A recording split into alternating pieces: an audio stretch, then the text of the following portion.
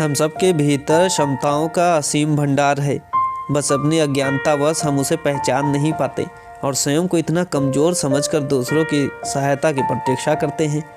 स्वयं की क्षमता पहचानिए, दूसरों की सहायता की प्रतीक्षा मत कीजिए। इतने सक्षम बनिए कि आप दूसरों की सहायता कर सकें। चलिए सुनाता हूँ इसी से रिलेटेड एक प्यारी सी कहानी। एक गांव में एक आलसी आदमी रहता था। वह कुछ काम धाम नहीं करता था, बस दिन भर निठल्ला बैठकर सोचता रहता था कि किसी तरह कुछ खाने को मिल जाए।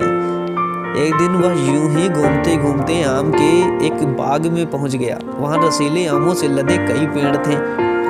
रसीले आम देखकर उसके मुंह में पानी आ गया और वो आम तोड़ने के लिए पेड़ पर चढ़ गया। लेकिन वह जैसे ही वह पेड़ पर चढ़ा, बाग का मालिक आ गया।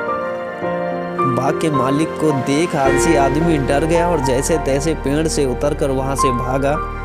भागते भागते वह गांव से बाहर स्थित एक जंगल में जा पहुंचा। वह बुरी तरह से थक गया था, इसलिए उसने एक पेड़ के नीचे बैठकर सुस्ताने लगा। तभी उसकी नजर एक लोमड़ी पर पड़ी। उस लोमड़ी की एक टांग टूटी हुई थी, वह लंगड़ा कर चल रही थी।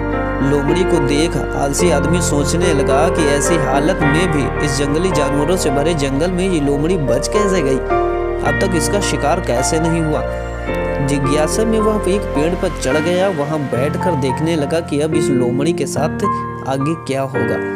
कुछ पल बीते ही थे कि पूरा जंगल शेर की भयंकर दहाड़ से गूंज उठा, जिसे सुनकर सारे जानवर भागने लगे। लेकिन लोमड़ी अपनी टूटी हुई टांग के साथ भाग नहीं सकती थी, वह वहीं खड़ी रही। शेर लोमड़ी के पास आने लगा। आलसी आदमी ने सोचा कि अब शेर लोमड़ी को मारकर खा जाएगा, लेकिन आगे जो हुआ वो कुछ अजीब था। शेर लोमड़ी के पास पहुंचकर खड़ा हो गया। उसके मुंह में मांस का टुकड़ा था, जिसे उसने लोमड़ी के सामने गिरा दिया। लोमड़ी इम्तिनान से मांस के टुकड़े को खाने लगी। थोड़ी देर बाद शेर वहां से चला गया। यह घटना देख आलसी आदमी सोचने लगा कि भगवान ने धरती के समस्त प्राणियों के लिए, चाहे वह जानवर हो या इंसान, खाने पीने का प्रबंध कर रखा है। वह अपने घर पर लौट आया।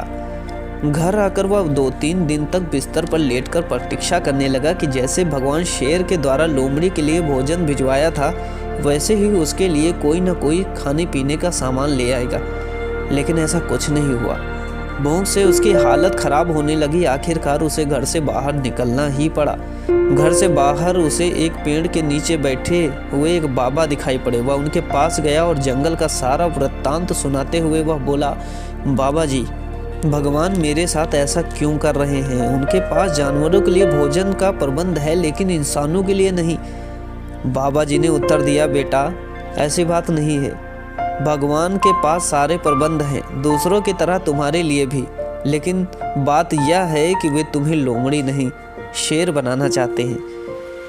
अगर आपको हमारी ये छोटी सी स्टोरी पसंद आती है तो हमारे इस चैनल को सब्सक्राइब जरूर करना और बेल आइकन को जरूर दबाना, ताकि अगली स्टोरी का नोटिफिकेशन आपको जरूर मिल सके। मिलते हैं एक नई स्टोरी के साथ।